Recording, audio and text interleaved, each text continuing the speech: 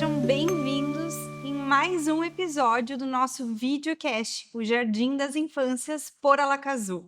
Meu nome é Amanda Mello, sou enfermeira e hoje nós estamos aqui com a Sara Jacobi, fonoaudióloga, para nos contar um pouquinho o que os pais mais perguntam no consultório e também da sua prática cotidiana, do que tu fazes dentro do consultório.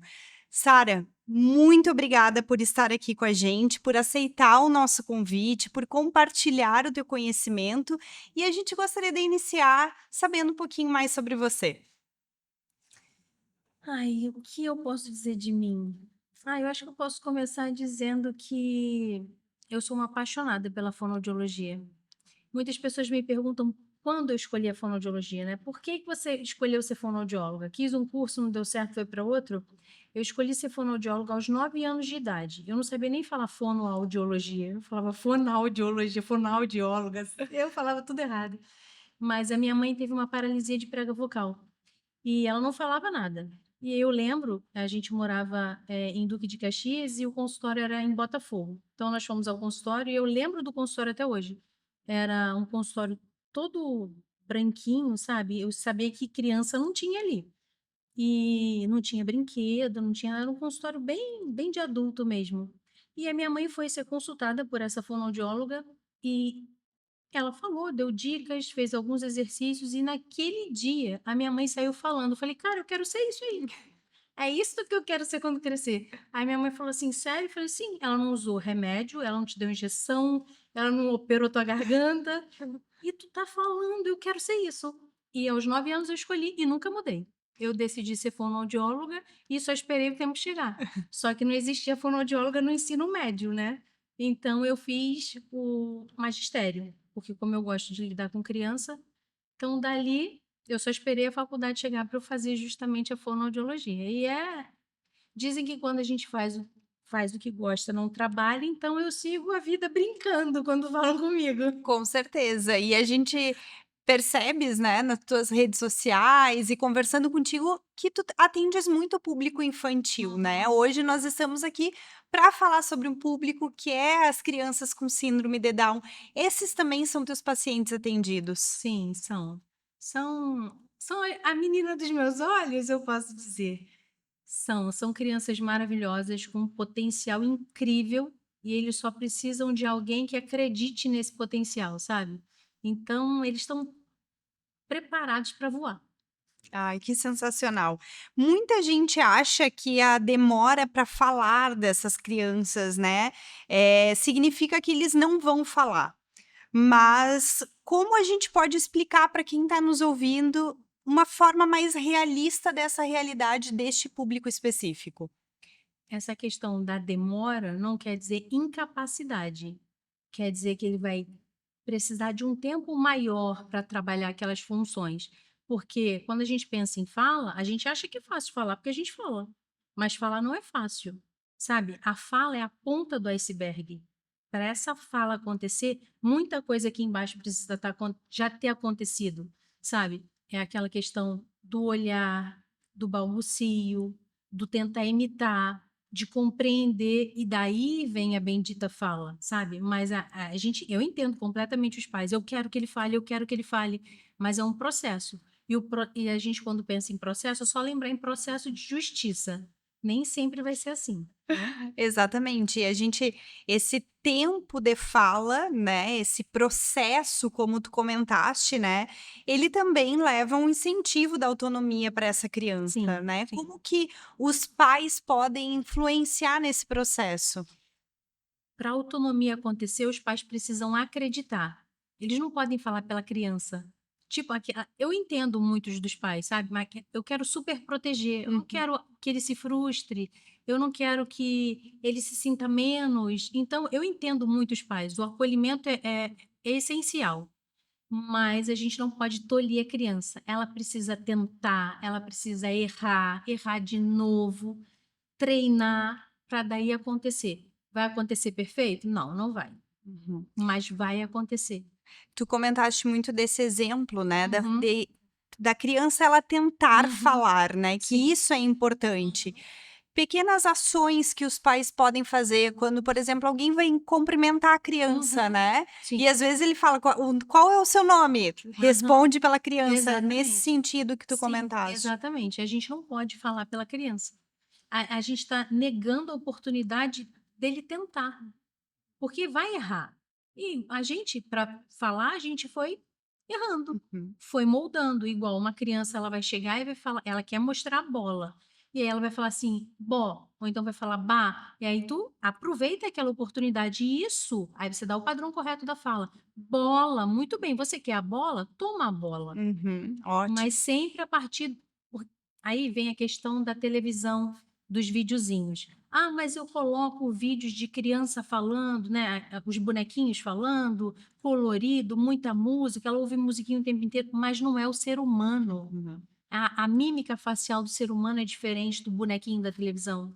É diferente. A forma como a boca se move, a expressão facial, tudo é diferente. A entonação é tudo diferente. E a criança precisa disso para poder fazer essa modelagem.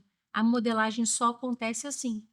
E até porque nos vídeos eles têm outros atrativos, né? Então a criança às vezes não tá prestando atenção nesse tempo de fala, nesse Exatamente. processo, né? Exatamente. A Hum, maioria das vezes não. É, exatamente.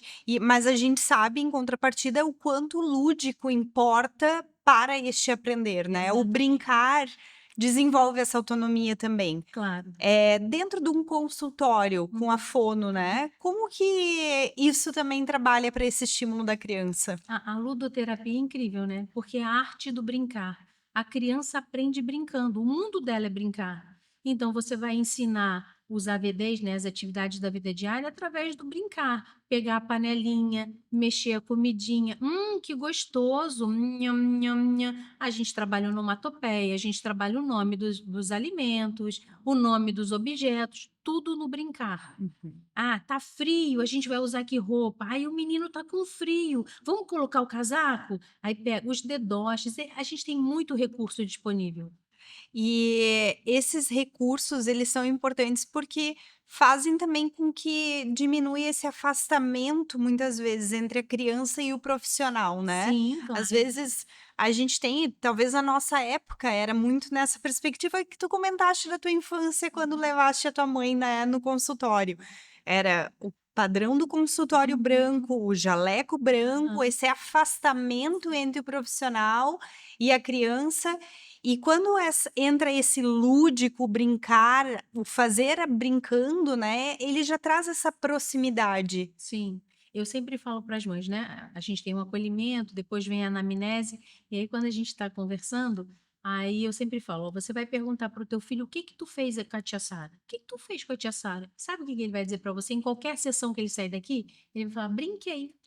Porque eu falo para elas, esse é o objetivo, que ele venha brincar, porque é no brincar que vai acontecer o vínculo, é no brincar que ele vai se sentir acolhido, é no brincar que ele vai testar você.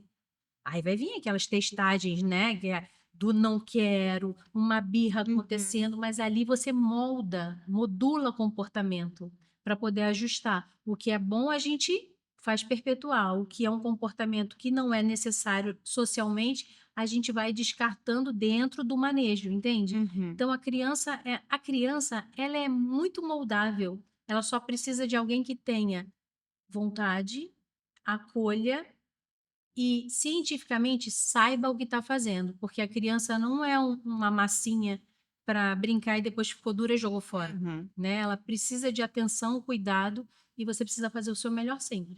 E também essa confiança com os pais, né, para Uhum. eles entenderem como que funciona esse processo. O Exatamente. tempo desse tratamento, Uhum. desse acompanhamento com essa criança, né. E uma coisa que você disse bem importante, os pais entenderem, porque lá na clínica, né? Lá na clínica que nós temos é a clínica Neurovoz.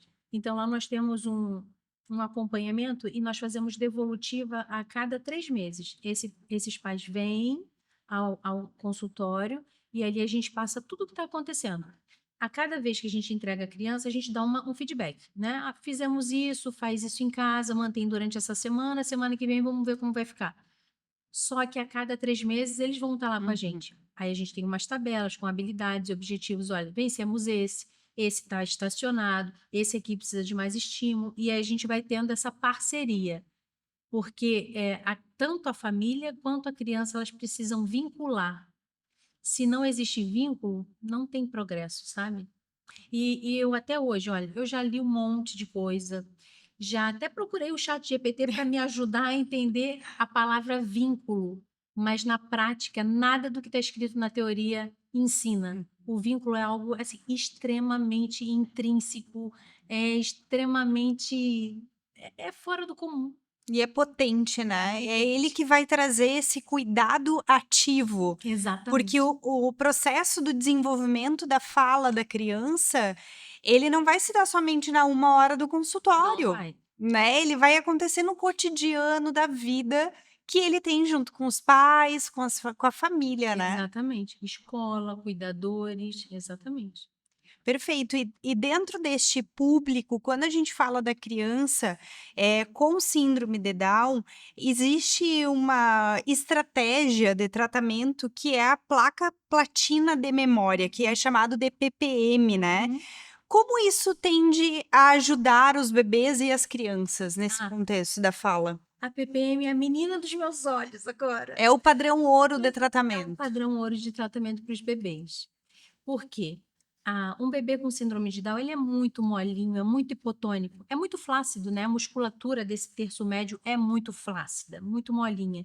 Então precisa de estímulo. Como é que tá essa língua? É uma língua baixa, ela fica no assoalho da boca.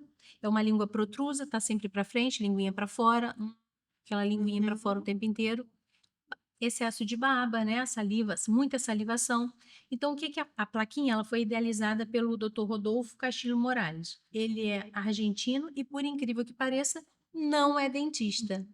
Ele é um neurologista que ele cuidava muito de crianças com fissura e ele começou a observar que essas crianças voltavam a língua onde tinha fissura, né, onde tinha abertura. Então, a criança fazia, o bebê fazia isso o tempo inteiro, voltava a língua para ali, porque ali tinha um estímulo sensorial, era uma coisa diferente dentro da cavidade. Então a língua buscava aquilo o tempo inteiro. Então ele pensou num dispositivo que é um aparelhinho, né? É como se fosse um aparelho Uma ortodôntico. moldeira. Exatamente. Então, nesse aparelho, no final, o palato está aqui, Uhum. e mais no fundo do aparelhinho tem um botão estimulador. É mais altinho, como se fosse um botãozinho mesmo. É mais altinho e na frente, próximo ao lábio superior, tem umas ranhuras. Então, qual o objetivo dessa placa? É justamente quando é colocada na boquinha do bebê, automaticamente o bebê faz isso. Tem ranhura aqui, né? São ondulaçõezinhas. Então, o bebê faz isso aqui, ó. Ele busca esse estímulo, porque é diferente. E o que que acontece com a língua? Procura o botão. Não é um botão que se mexe, ele Sim, ele é fixo ali. E a criança procura com aquela linguinha. Então, o que acontece com a língua? Deixou de ficar protrusa. Não acontece mais. Não acontece mais. E aqui também não. Então, isso aqui, que geralmente é mais estreitinho, começa a ter estímulo constante do bebê. O bebê é o próprio terapeuta nesse aspecto, porque ele fica, ó, ele busca esse estímulo constantemente. Então, eu sei que a placa palatina não é mágica, mas é ciência pura, mas é incrível como a gente vê resultado. É incrível como E vejo o tem resultado. alguma idade específica que é o mais adequado para fazer o uso? Então, a partir dos 3, 4 meses, a gente já indica fazer o uso da placa. Então, a moldagem é feita pelo odontopediatra, né? E o acompanhamento precisa acontecer com o fonoaudiólogo, porque só a plaquinha em si, ela não vai trazer o resultado esperado. Só a plaquinha em si, porque Sim. o que acontece quando bota a plaquinha, muitas vezes a criança vai ter um reflexo, aquele reflexo de gag, vai vir aquela ânsia, porque a criança precisa estimular essa região intraoral, que com a placa a língua fica adequada no lugar correto, há vedamento labial, as funções orais vão acontecer com mais facilidade, sucção, mastigação, deglutição e posteriormente a fala. Tudo influi na fala. Então, a plaquinha já é um recurso terapêutico para futuramente haver uma fala mais posturada, melhor. E sem contar que quando a criança fecha a boca, né, quando tem o vedamento, a respiração nasal está acontecendo. Uhum. É, Então, perfeito. é um.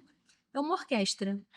E tu muito bem enfatizaste, né, que as moldeiras, essas placas, elas são individualizadas. Individualizadas. Cada, Cada criança tem a criança sua. vai ter a sua Sim. medida pelo Aham. odontopediatra, né. A gente gosta muito de enfatizar isso, porque Sim. a gente sabe que nós temos informações hoje de diferentes instâncias e Hum. fontes, então atentem, né, Uhum. para que essa aquisição ela seja feita por um odontopediatra que já acompanhe essa criança, né, e que já Exatamente. saiba e depois o acompanhamento terapêutico junto com o fono. Além dessa, tem outras estratégias, né, diversas, cada criança é uma criança, logicamente, a gente sabe disso, mas como a gente pode observar que essa criança, ela está evoluindo? Isso é muito interessante, porque às vezes a criança está evoluindo, mas a fala ainda não está Uhum, saindo, né? Aí começa o desespero dos pais. Mas aí a gente começa a observar: essa criança está compreendendo, ela está imitando, ela está tendo oportunidade para testar. Então, assim a gente vê a evolução da criança.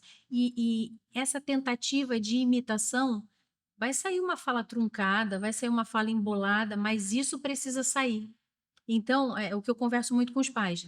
Vai sair esquisito? Deixa sair e dá o padrão correto. Ai, saiu aua. Isso, você quer água. Vai lá, pega a água e dá água. Tem sempre o reforçador positivo, uhum. né? E o reforçador positivo pode ser o que ela está querendo e ela pode ter.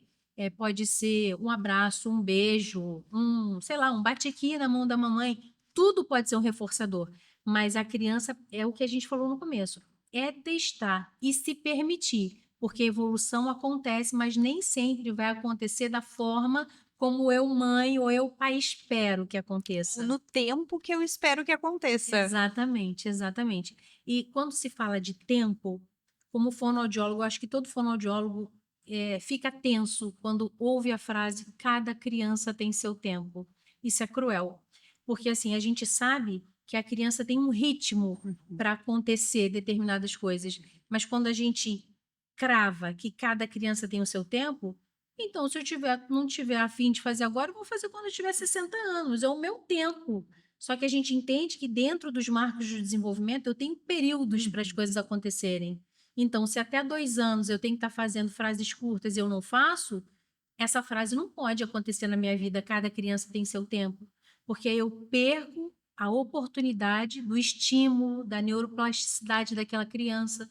Então, a evolução ela vai acontecer com o estímulo, ela vai acontecer com os pais atuantes, com os terapeutas, em constante comunicação com essa família, com a escola, e ela vai acontecendo gradativamente. Mesmo que seja passinho de formiga, mas precisa ir acontecendo. Não necessariamente da forma como a gente gostaria, né? Já está falando tudo, mas a gente precisa ver progresso em cada partinha, sabe? Sim, eu acho que tu comentaste muito sobre esse processo da criação desse vínculo e desse ambiente. Uhum, E como a gente pode criar ambientes para fazer com que essa criança floresça, uhum. com autonomia, com o tempo certo, correto, entendendo esses marcos deste desenvolvimento, mas que ela também seja capaz de tentar, errar e acertar e Uhum. fazer todo esse processo de desenvolvimento da criança. É a experimentação. Sabe, deixar porque entra muitas vezes a superproteção, né. Vamos deixar a criança florescer, e para ela florescer, ela vai precisar botar a mão na massa, vai pegar a farinha, vai mexer no barro, vai pisar na água, mas às vezes: "Ai, você vai ficar doente". Não, ou então tenta falar, o outro não está entendendo, aí a mãe fica traduzindo o tempo inteiro. Não, deixa que o outro se vire, tenta entender, deixa o teu filho falar. Ele está tentando e você fica lá e apoia e deixa, é a experimentação. A experimentação, a gente sabe que se a gente quiser aprender alguma coisa, a gente vai precisar começar essa experimentação para ver como vai acontecer no Sim. futuro. E a criança mais ainda, porque tudo é novo. Todo o sensorial está aflorado, ou de uma forma positiva ou de uma forma negativa. Então, a gente tem que ir, sabe, ajustando para que ela floresça. E ela só vai florescer experimentando. Perfeito. Sara, para finalizar, não sei se tu gostaria de comentar alguma história ou alguma vivência que tu compartilhaste para compartilhar com a gente aqui, do teu consultório, do dia a dia, da tua prática, da tua vivência. Essa pergunta é cruel porque eu vou chorar, então eu vou tentar falar sem chorar. Mas assim, eu tenho o privilégio, eu falo que é um privilégio de trabalhar com crianças, sabe?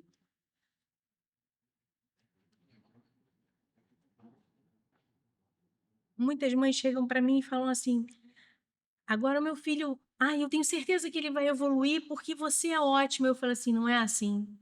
Aí elas falam para mim: como assim não? Eu falei assim: você pode ir com a minha cara, você pode gostar de mim, mas se ele não vincular comigo, isso não vai acontecer. Aí eu brinco, falo assim: não, mas fica tranquila que eles geralmente vão com a minha cara, né? Vai dar certo no final. Mas trabalhar com criança é você conseguir perceber que tudo aquilo que tu brincou floresceu, sabe? Floresceu naquele ambiente. É um ambiente controlado, não é um ambiente deles, né, infelizmente, mas é um ambiente que foi criando-se tranquilidade, foi criando-se amor, foi criando-se paciência, vínculo extremo. Eu tenho pacientes que só fazem cocô no meu consultório. Eles pedem, tia, quero ir no banheiro. Ou então eles falam, ou então eles fazem, ou então eles só fazem na fralda. E aí quando eu chego, aí eu falo assim, temos presente. Ah, puxa vida, sempre. Mas é um ambiente seguro. Eles não precisam ter medo. Ninguém vai brigar. Eu não vou brigar porque fez cocô. Eu não vou brigar porque a fralda vazou. Entende? Então, o que eu mais amo dentro do meu ambiente de trabalho é eu saber que as crianças elas estão num ambiente seguro. E dentro dessa segurança e desse acolhimento, elas florescem. Elas falam, elas brincam, elas brigam, mas elas experimentam e tentam o tempo inteiro. Então, assim, se eu escolhesse uma experiência, eu estaria sendo cruel com todas as outras que eu já vivi. Então, eu prefiro dizer, de uma forma geral, como eu tenho o privilégio de trabalhar com as crianças. Perfeito. Sara, muito obrigada. Eu me emociono te ouvindo. São experiências inspiradoras, vivência inspiradora, a forma que tu transmite o teu conhecimento. E muito obrigada àqueles que estão nos escutando. Até o próximo episódio.